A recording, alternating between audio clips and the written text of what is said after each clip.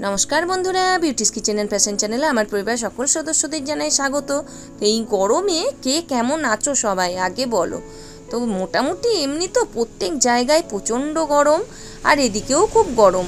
তাও বেশ তো বাপের বাড়ি কিছুদিন কাটিয়ে আসলাম, যদিও অনেক দিন পরে আমি আবার ভিডিও ছাড়লাম।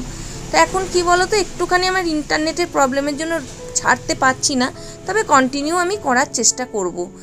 আর এই তো চলে এসেছি এবার এখানে। আর বাপের বাড়ি গেলে কি বলো তো, একটা অন্যরকম পরিস্থিতি থাকে, তো ওই জন্য ঠিকঠাক রুটিন অনুযায়ী কাজ হয়ও না।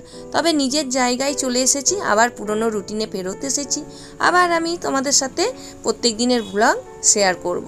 তো এখন সকাল সকাল এসেছি, দেখতে পাচ্ছ ফুল তুলতে। আর কত কাঞ্চন ফুল ফুটেছে, একদম টগর ফুল বরং সেই তুলনায় চাপটগর কম ফুটেছে। আর তোমাদেরকে আজকে আমি বাগানে নিয়ে এসেছি আমার এই সুন্দর সেই ছোট্ট ছোট্ট ভেন্ডি গাছগুলো দেখানোর জন্য। এই দেখো আমার ছোট্ট ছোট্ট ভেন্ডি গাছগুলো কত বড় হয়েছে।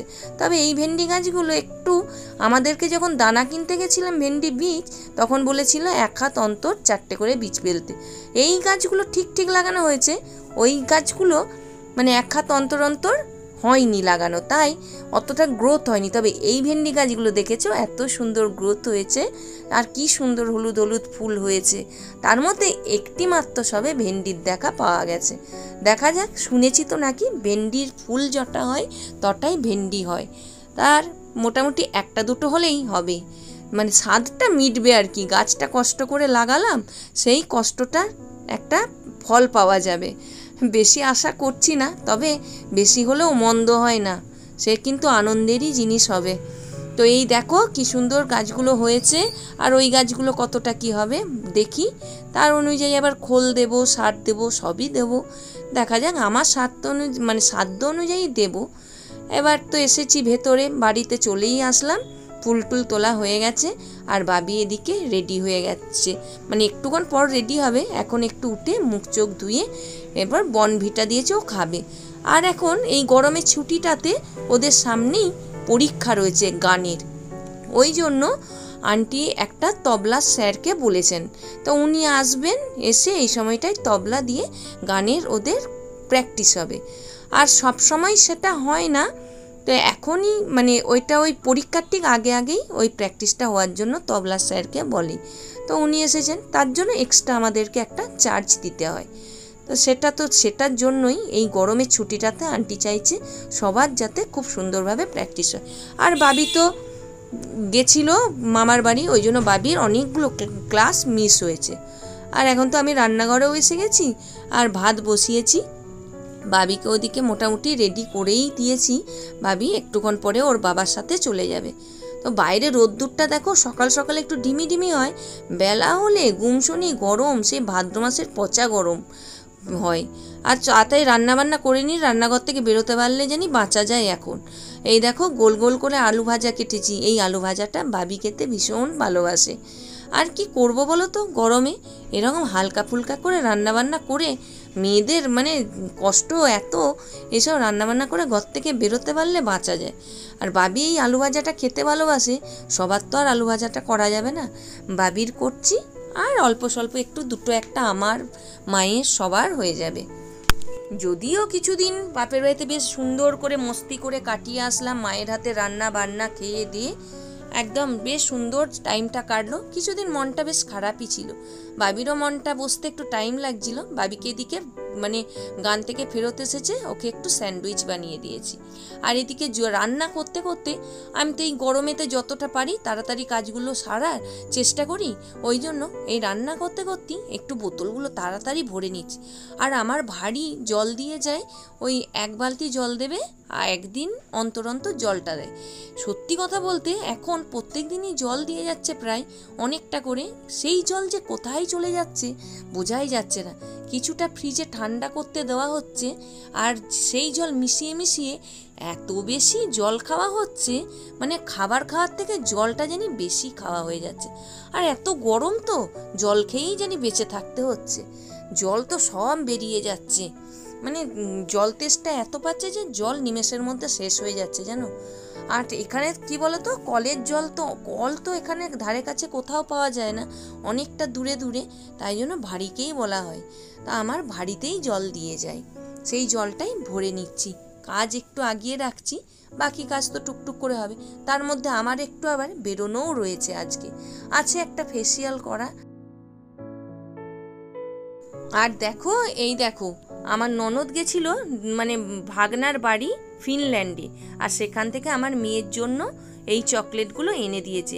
লিপস্টিক, সেন্ট, ব্যাগ, চকলেট আর জুতো। সব থেকে আমার পছন্দ হয়েছে জুতোটা, আর চশমাটা তো অসাধারণ। লিপস্টিকটাও দেখো, এই বিদেশে এত সুন্দর সুন্দর চকলেটগুলোর মানে এরকম সুন্দর পাওয়া যায়, বেশ ভালোই লাগে, দেখতেও ভালো লাগে, আর তো খেতে তো নিশ্চয়ই অসাধারণ হবেই।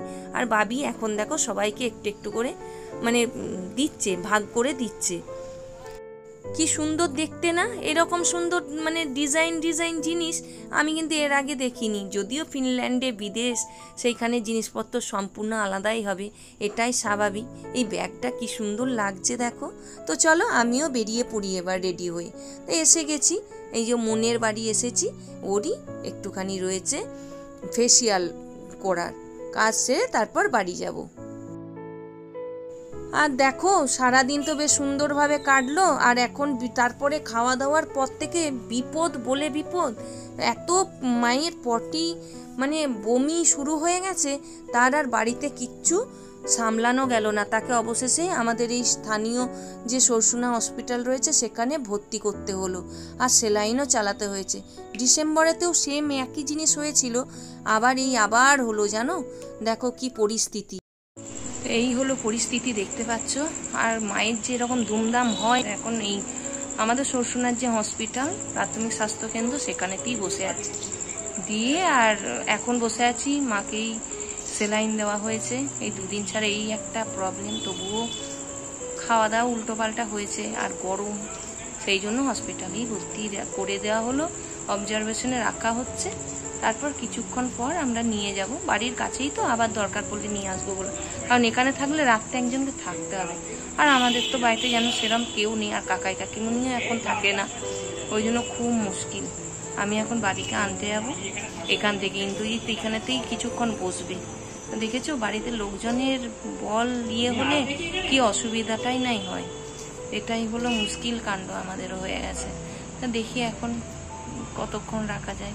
এখন আর বাড়িতে হসপিটাল নেই, ডাইরেক্ট হসপিটালেই আনতে হলো। চলো এখন রাখি, আবার ছুটি দিয়ে দিলে তোমাদের সাথে কথা হবে আবার। ব্যাস আমি তো দাঁড়িয়ে রয়েছি, একটা সেলাইন এখনো চলছে, তারপরে আর একটা ওই যে পাশে দেখতে পাচ্ছ ছোট সেলাইন দেওয়া হবে। তারপর যদি বোঝে ওরা ছাড়বে, না হলে রেখেই দেবে। কোনো মানুষ যদি হসপিটালে ভর্তি হয়, বাড়ির যে কি পরিস্থিতি হয় মানুষদের, সে আর বলে বোঝানো যাবে না। যাই হোক, সেলাইন দুটো নিয়ে ডাক্তার আপাতত ছেড়েছে, বাড়ি এসে দেখো কেলটিবুড়ি চেয়ারে কেমন ঘুমোচ্ছে, ওর অবস্থাটা দেখো। এইভাবে ও শুয়ে রয়েছে, আর মাকে তো ছেড়েছে, মাকে ফ্রেশ করে দিলাম, জামা কাপড় ছাড়িয়ে সব করে, আর এখন আপাতত মা শোবে, তারপরে শুয়ে থাক।